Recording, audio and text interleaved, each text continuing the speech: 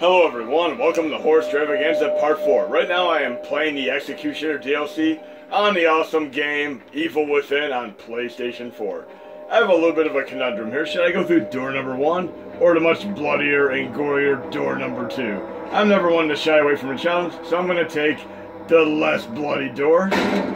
And let's see what happens. This is an incredible game. I love the main campaign as well as all the DLC content. And the guy behind this incredible game is actually behind Resident Evil 4 as well. And I have the GameCube original version as well as the PS3 and PS4 re-releases. Here we have a booby trap, but I'll take this conveniently placed chair and we'll subdue this little trap here. This has a fantastic soundtrack and great surround sound as far as sound effects and such. I can clearly hear anything that's lurking about. Just listen carefully here. Door number 3, what do we have? And I apparently have the weapon straight out of the criminally underrated gem of a movie called Midnight Meat Train, which is based off of a Clive Barker story. I'm a Stephen King and a Dean Arcute fan, but also a Clive Barker fan. Great movie starring a younger Bradley Cooper before he became more notably recognized in movies such as Hangover. But it essentially was in limited release in theaters, then it went straight to video. But again, Midnight Meat Train, great movie. Here we have a bit of a red flag here. Should I really go through a door that has red blood scrawled over it? Yes. And some of you are wondering how I got into KMFDM. Is actually surprised me from watching a few earlier horror movies. I saw Hellraiser 3, which is based off of a Clive Barker story, of course. And I heard a great KMFDM song in that movie, Ooh La La. And then the movie Hideaway with Jeff Goldblum, which is based off of a Dean Arcute horror book. And that has the song Go to Hell by KMFDM. And ever since, I've been hooked on KMFDM for a good 24 years now. But here we're going to go through a Portal. And speaking of Portals, Portal 2 for PlayStation 3 and on the Orange Box Collection are quite possibly my favorite games on the PlayStation 3, period. I mean, I'd put a good 2 solid weeks into playing the single player campaign for Portal 2. And even after I beat that, I found out that the co-op campaign is just as good, if not better, than it. And I mean, incredible game. I absolutely, wholeheartedly, really want to see Portal 3 come out. I don't care what system it's on. I want to play it. We got a few shenanigans to deal with here. More blood and gore.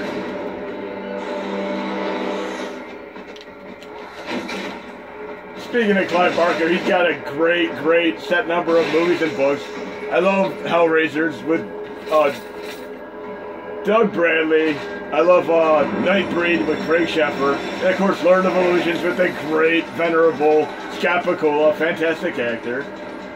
Do I really want to take on this guy with a chainsaw with a hammer? I have nowhere else to go, so it looks like I had no choice but to take him on. Let's see if I can pull this off.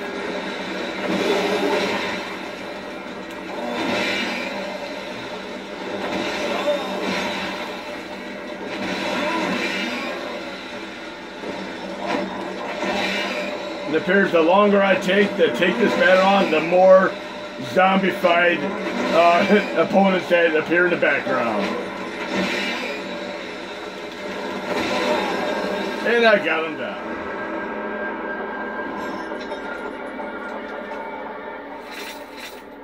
What is my win for taking this opponent out? Let's see. Yay, I get a family portrait. Nope, I get a chainsaw, which is even better. I could definitely live with a chainsaw. But yes, Evil Within, fantastic game. DLC is great. Again, I'm playing the Executioner DLC, where I'm more or less trying to find out what happened to my missing daughter. I'm going to be picking up Evil Within 2 now that it dropped in price. I don't necessarily buy full-price games anymore, because $60 is still pretty expensive for some games. But if it's a true A-list title, and I want it on day one, I will. But Evil Within 2, I decided to wait a little bit longer. But we're going to move over and go back in time just a little bit here. We're going to go to one of the original NES games that I've ever played. One of the first horror-themed games, and yes, it's on the original Nintendo Entertainment System. And I'm going to give you a little bit of backstory to the very first time that I've ever played Nintendo. And that was when I was visiting my cousin in Pennsylvania in the United States. He had a projection TV, and he had this awesome thing that I'd never seen before, a Nintendo system. And he showed me Zelda and Contra, and I was absolutely mind-blown. I needed to have a Nintendo. So sure enough, I kept begging my mom for it. I wanted it so bad. I saved up my money. I was able to get one. And of course, I played Mario 1 and Duck Hunt. And then local place was renting video games out, and I rented a triage of video games in one single weekend. And I have to say, at 13 years old, I didn't even sleep the entire weekend. I played all 3 games back-to-back, non-stop for the entire weekend. They were the original Castlevania, which is one of the very first horror-themed games that I've ever played. Double Dragon, and of course, Mike Tyson's Punch-Out. And these are still 3 of my favorite games of all time. But here we're going to try out Castlevania here. The original horror-themed game. And I'm not talking like the original haunted house on Atari. That's not quite the same experience as playing this game for the very first time. But an incredible game.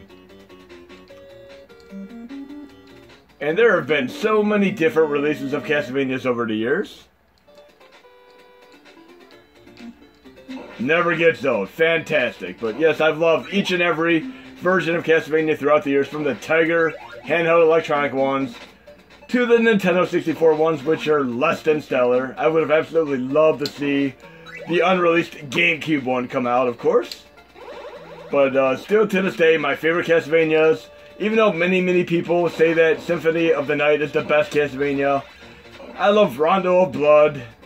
I love the original Castlevania and Castlevania 4. Them are the 3 that I play the most, even though it is easy to say that Symphony of the Night is an absolute masterpiece. I just don't pick it up and play it nearly as often as the original Castlevania 1, Castlevania 4, and Rondo of Blood. I love each and every one of those. And speaking of Rondo of Blood, even though it was on TurboGrafx CD, my favorite version of it is obviously the one on PSP, which has all, the original TurboGrafx CD version, as well as the remaster of it with better updated visuals and such, as well as the original Symphony of the Night, complete with Sega Saturn stages. But in essence here, we're playing the original Castlevania, and we've seen many Castlevania games throughout the years. What if we did something really cool today, and we added a fresh coat of paint, an HD visual upgrade, a full CD soundtrack, and just brought it into the 20th century. Should I say 21st century at this point? I'm going to open up Castlevania here in a different, special way here. And check it out. Prepare to have your mind blown. We're going to get a new splash screen. I'm going to go full screen here. And let's start this awesomeness here. Yes, this is actually an HD visual upgrade along with a full CD soundtrack. It is absolutely genius, the technical process behind enacting this awesomeness. But just check it out here. Let me crank up the volume just a tad here.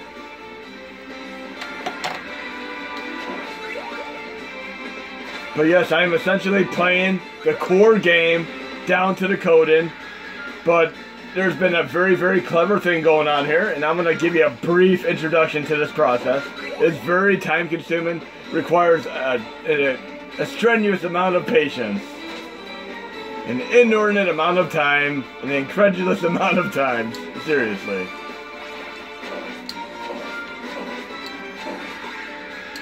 But let me get to the first stage here at least. And I am going to be posting this in the core set, so you guys and gals can enjoy it, because if any of you who have installed Hashi on your computer via a Mac with virtual Windows or a normal Windows PC, you should be able to play this. And I do use a Logitech controller because I need to play a controller for my PC games. Now note I have the holy water right now. You can literally get through a majority of the game using the holy water and a little bit of an exploit. I'm going to go over this exploit.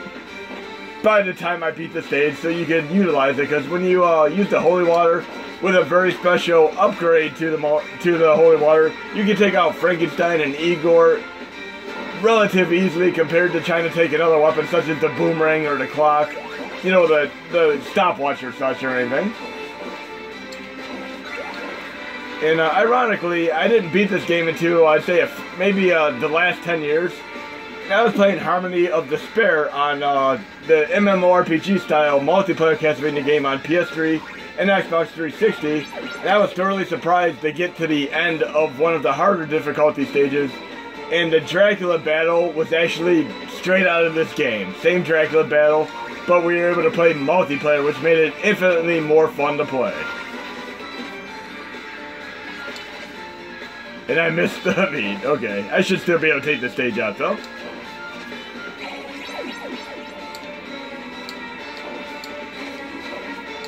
And it looks like we have the shape of the water creature, Guillermo del Toro, being predicted ahead of time for Best Picture here. Very, very unique movie. I got a kick out of it. Now, if I was in another stage right now, I wouldn't want to be losing my holy water because that is my essential weapon for the entire game. But the first stage boss can be taken out with the axe in the multiplier. But if you get the holy water in the multiplier, you can literally just incinerate bosses like you can with the special, specific weapons in Mega Man 2. You know, Crash Man on Airman and so on. Should I say Airman on Crash Man? Sorry.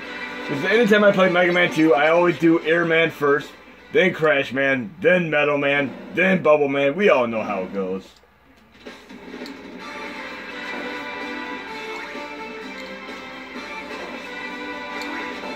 But incredible here. I'm down to half health. I'm hoping I can pull this off without failing. Because I never edit my videos. If I end up not making it past the boss, that's my failure. And I'm going to be doing a separate video on the HD upgraded visuals for the these NES games, of course. And I'll do a tutorial on how to get these running. And here's a multiplier. You want to have one of these when you have the holy water and you incinerate every boss with ease. But yes, the axe can take this boss out in short working order here. And wait till you hear this incredible music right here. Listen to this awesomeness. Truly shows how awesome a CD upgrade has as an impact on this game. Now I'll play a little bit of stage 2 here. But yes, this is probably the happiest I've been in quite a few years on playing a new video game. Versus the last one I played that really got my attention like this would have been Shovel Knight. I played that game from the moment I got it till the time I beat it. And that's when I know a game is truly good, is when I beat the game the day I get it. And Metroid Fusion and Metroid Zero Mission are like that. I mean, Metroid games I absolutely love, and I'll be picking up a Nintendo Switch when they finally get a new Metroid Prime on it, of course.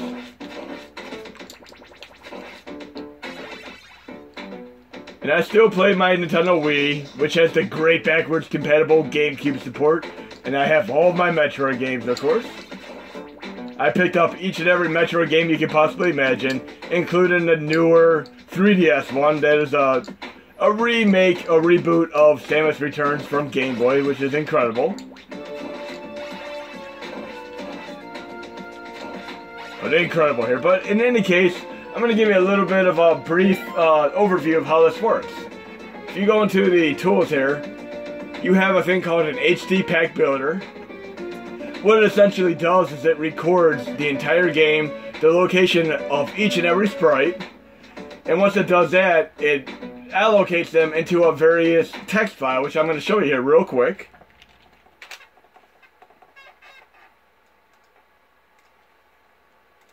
And I have the Castlevania one right here.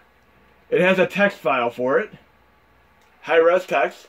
It allocates every single location for the sprites there, and then it generates ping files for the sprites, of which you can replace with higher resolution replacement pings, and these are what you're seeing in the game. And then of course we have the full CD soundtrack, which is also implemented, and this is, as I said, a tremendous amount of work, one of the coolest things I've ever experienced in a video game. And if you go into the, I'm going to have this on the Mega NZ link for today. you'll be able to go on there. If you go to the Actions folder, HD NES, you'll have the emulator you need to run this on PC, as well as the HD packs. And what you're going to do is just extract this onto your computer and copy this folder directly into the directory. And the games you load have to be identically named to the ones I have in this folder. There are 1, 2, 3, 4, 5, 6, 7, 8 of them right now to play around with. Now I'm going to do a secondary video after Horse Stravaganza 4 to show you how these all work. But I'm going to move over to another Horse Stravaganza game for right now. We're going to move over to my Nintendo Wii. Yes, I still play my Nintendo Wii, and we're going to do another great Castlevania game on there for a moment.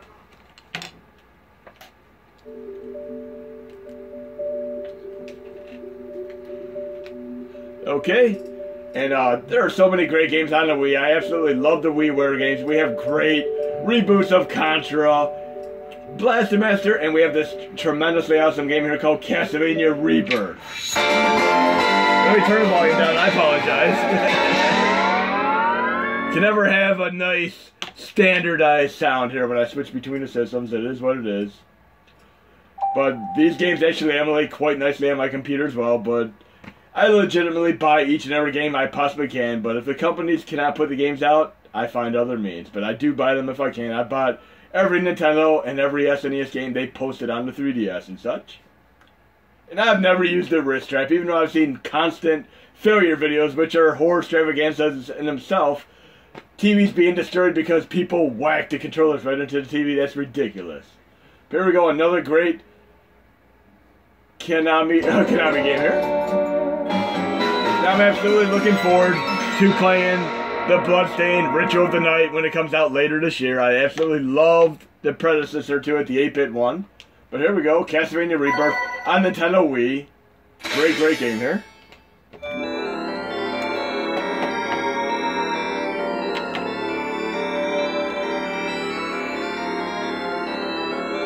And I love the Gradius, the Contra, the Castlevania, and the Blaster Master on the Wii. And for the record, when I did my last game on playing the Super Nintendo Super Scope 6, I pretty much, I have my Wii for a lot of light gun games. I went to Dave & Buster's, and every time I play like a light gun game there, such as the House of the Dead games, or the lesser known Ghost Squad, I go to the store and buy it afterwards. I actually own Ghost Squad on the Wii as well. But this is an incredible game here, definitely worth your time. You can emulate it or play it on the Wii just fine. And I really, really wish they would do a Castlevania Legacy Collection like they've done with the Mega Man 1 and 2 Legacy Collections, and the upcoming Mega Man, any other Mega Man Legacy Collection they do. Because we need to have all our Mega Man X games as well as the standard Mega Man games. We're going to move on to the SNES Classic and do a few more games, of course. But I thank all of you for your awesome support as far as these Horse Stravaganza games have been concerned. And I'll be doing more of these.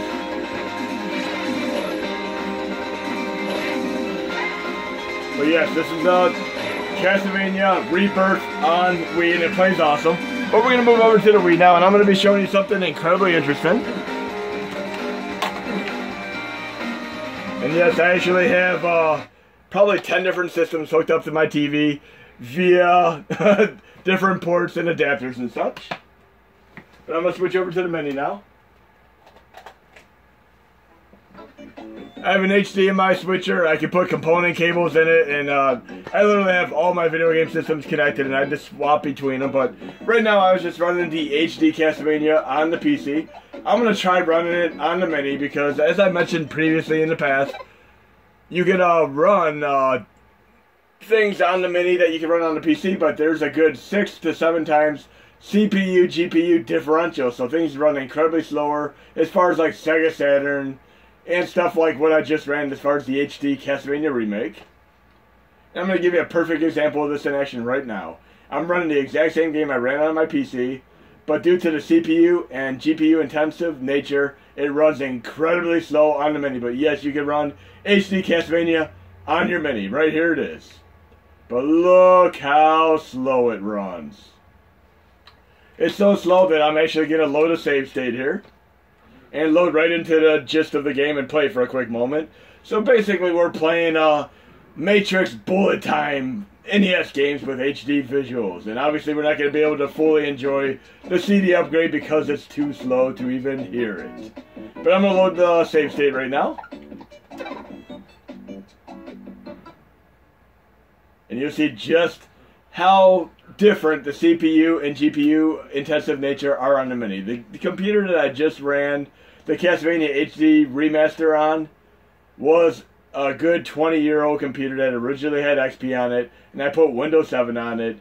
I've upgraded it a few times, but I run GameCube on it, Dreamcast on it, PlayStation 2 on it, as well as PSP, DS, and the stuff I just ran. I mean, it runs everything, and it's a good 20-year-old computer. I even use it to work on websites and all kinds of stuff. But look at this. Here's how well it runs on your Mini. Still really highly cool though. And this is actually how fast I played Shinobi Legions on the very first Sega Saturn emulator on my PC many years ago, before they truly got it running at a better, more stable frame per second. But yes, this is Castlevania HD running on your Mini. Well, we're going to move on to some other games here. I'm going to move on to another mind-blowing horror-themed game on NES that I absolutely love. And there's a little bit of a backstory to this one as well. I was unable to find this game in stores, and I really, really want to play this.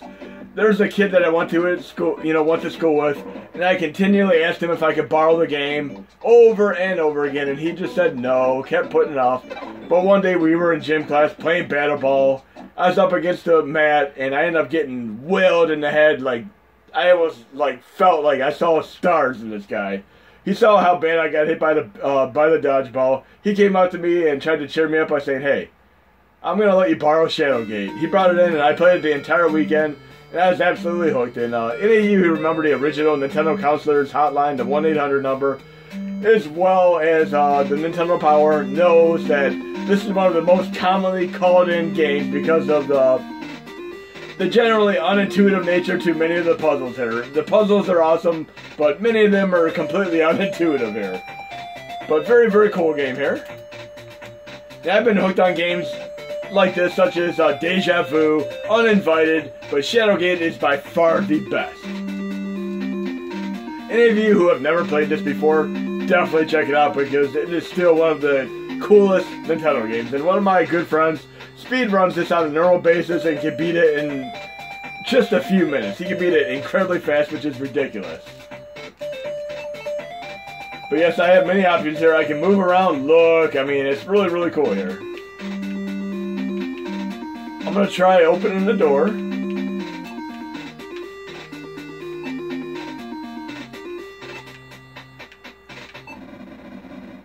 Door's open. Let's see what happens if I try going through the door.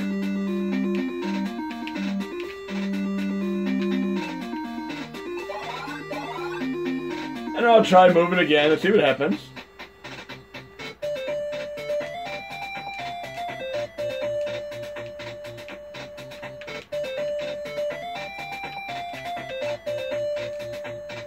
I have to open the door. And there's actually an incredibly cool Beyond Shadowgate on TurboGrafx CD, and there's another Shadowgate 64 on Nintendo 64. Door's locked, so apparently I don't have a key here. Locked? What am I going to do here? I guess I'm going to have to go back outside.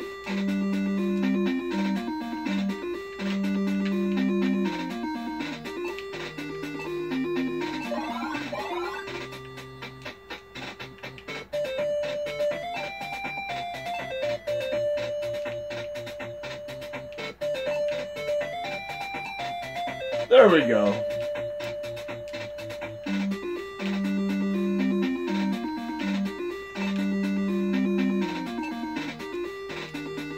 Very, very cool game here. Absolutely love it.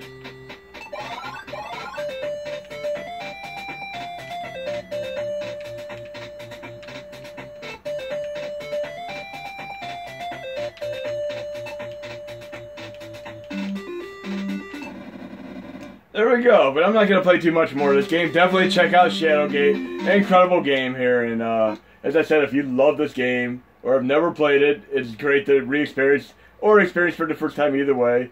And once you play it, check out the really, really cool, only on TurboGrafx CD, Beyond Shadowgate, as well as the Nintendo 64 Shadowgate. They're both cool as well. And there's actually a horror game that I played for the very first time the other day, Monster Party, by a great company called Bandai. And Bandai is awesome. I love each and every game they make. They make a lot of games that were never released in the United States. I've done some of those in my Shmup Stravaganza videos. But here's a really cool game that I've owned this game, but I've never truly played it. And I actually got a kick out of playing this. I'm going to be playing it until I beat the whole game. But anytime I play a new game, I generally get a feel for the game. I don't even read the manual. I just start the game up, play it, and see what I can do. But one of the first things I try to do is see what kind of things I can do to exploit the game here. Like, for instance, I start out with fairly low health. So one of the first things I would do is go through the game like so. Take out a few enemies here. And I learned this from playing games such as Mega Man 2. See how we have an enemy here? I would take him out. Then I would go off the screen and come back. And this is what I call farming. I do this in a lot of games. You can do it to upgrade your, your health, your items and such. Say if you want to have all your weapons at full power in Mega Man, you can do this trick. But yes, even when I do the last Joker battle in the original Batman game on NES, I make sure I'm fully upgraded in all my weapons and such. But great game. But one of the second exploits I did is if you get random generation as far as item drops and such, but you can also power up into a dragon. So I would actually make sure I'm the dragon before I do a mini-boss. But this is also an incredibly difficult game, very cool. Actually, really cool overall, and I'm kind of surprised I never gave it the time of day back in the day when I owned the game, but I'm definitely going to be playing a lot more now.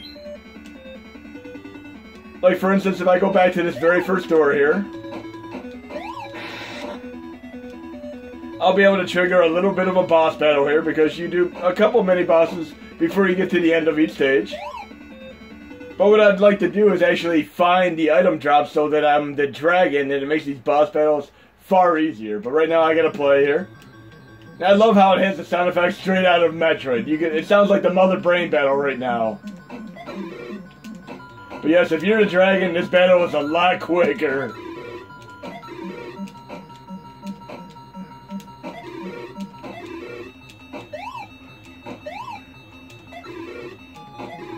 But really cool game. Definitely check out Monster Party. I mean, I've never truly played it before. But we got a few more games we could do for Horror Stravaganza Part 4. Then I'm going to be doing the HD NES tutorial and video, but it will be in the Mega NZ link so you guys can check it out on your computer. And if you really want to be a masochist and check it out on your Mini, you're going to be able to do that as well. But if you have a PC, definitely try it out on the PC.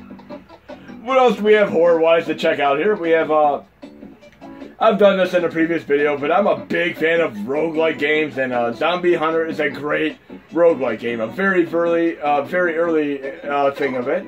But listen to the intro screen here. I love digitized speech in video games, and this is one of the most unique ones I've heard ever in a Nintendo game, aside from Bio Billy. Not that part. Sounds like one of them skeletons that you walk by at Halloween. It goes, Zombie Hunter.